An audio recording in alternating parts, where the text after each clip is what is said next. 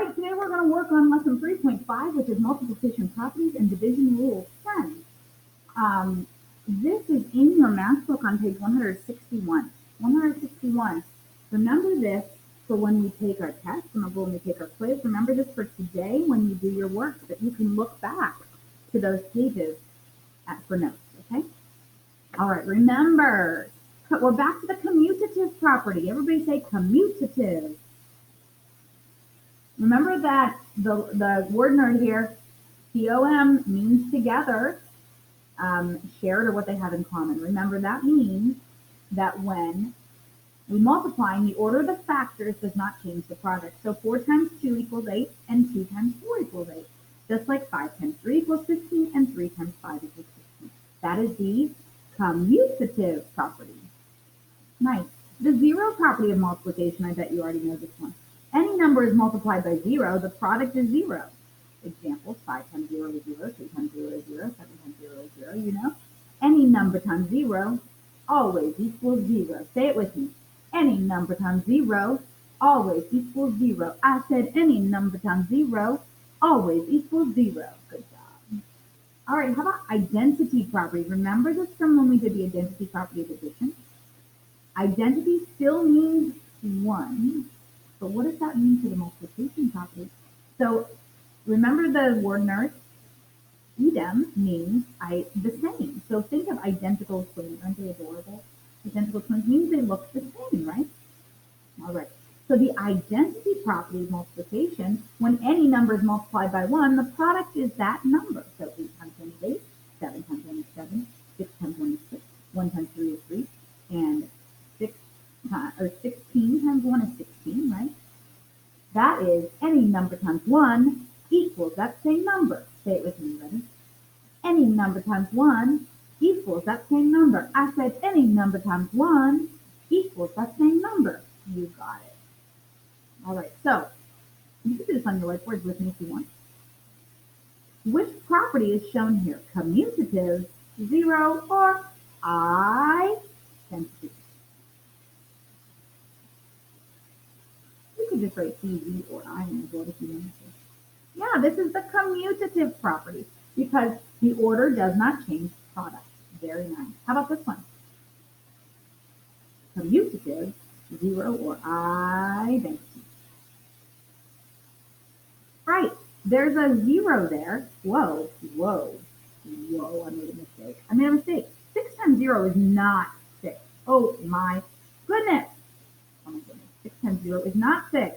Did you catch that? Were you going, Mrs. Meucci, that's not right. 6 times 0 is 0. My bad, friends, my bad. We all make mistakes, right?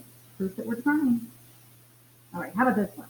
This one's not wrong. Commutative, 0, or identity.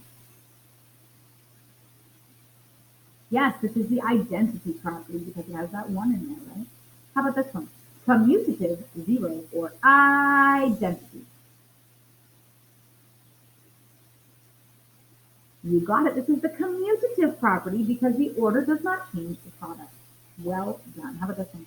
Commutative, 0, or identity. Right. There's a 0 in it. So it is the 0 property of multiplication. Nice. How about this one? Commutative, 0, or identity.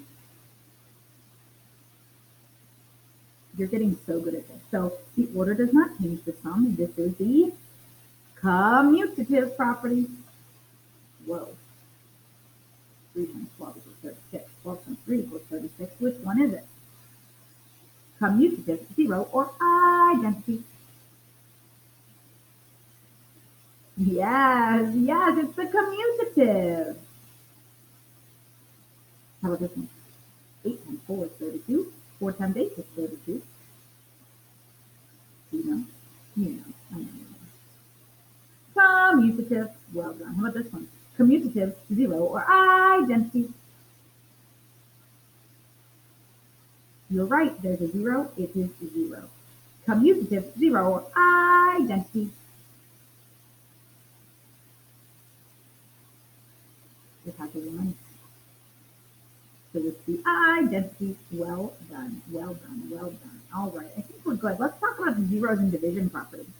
This is on page 162 in your math book. These division rules, there's two of them. Zeros in division. When you divide 0 by a non-zero number, that means a zero that's a number that's not 0. The quotient, quotient, that's the vocabulary word. Quotient means the answer to a division problem. Right, so can you remember what's the answer to a multiplication problem? What's the key? Product. Nice. And the answer to a division problem is quotient. So when you divide 0 by a non-zero number, the quotient is 0. So 0 divided by 7 equals 0.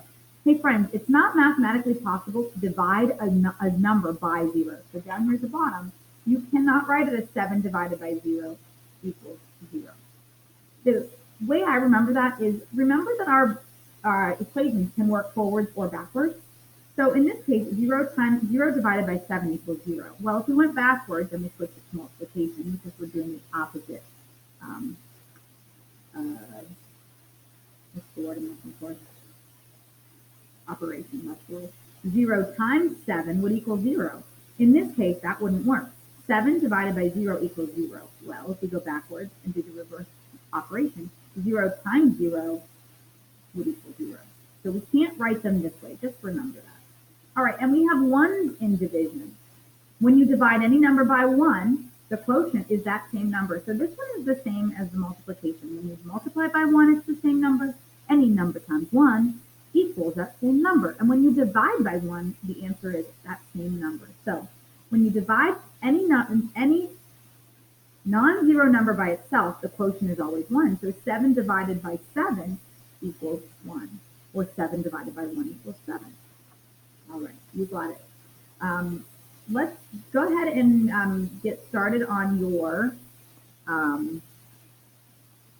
we are not going to do the guided practice today on page 162 because we already did several guided practice together. So you can go ahead right now and go to your Schoology page, choose your Ready, Steady, or Go group. Remember, if you're struggling with this, come back and join me on the live call, and I will be happy to help you. It's my job. My job is to teach you, and I love working with you. So if you need help, come on back. Otherwise, do your workbook page, do your exit ticket, spend a little bit of time practicing those math facts, whether it's multiplication trainer, extra math, or if you have flashcards or another. I know some of you said you have apps on other devices. You could do that too. And then that will be all for our math today. Thanks for joining me. I hope you had fun. I did. And I will see you back here for science. Bye, friends.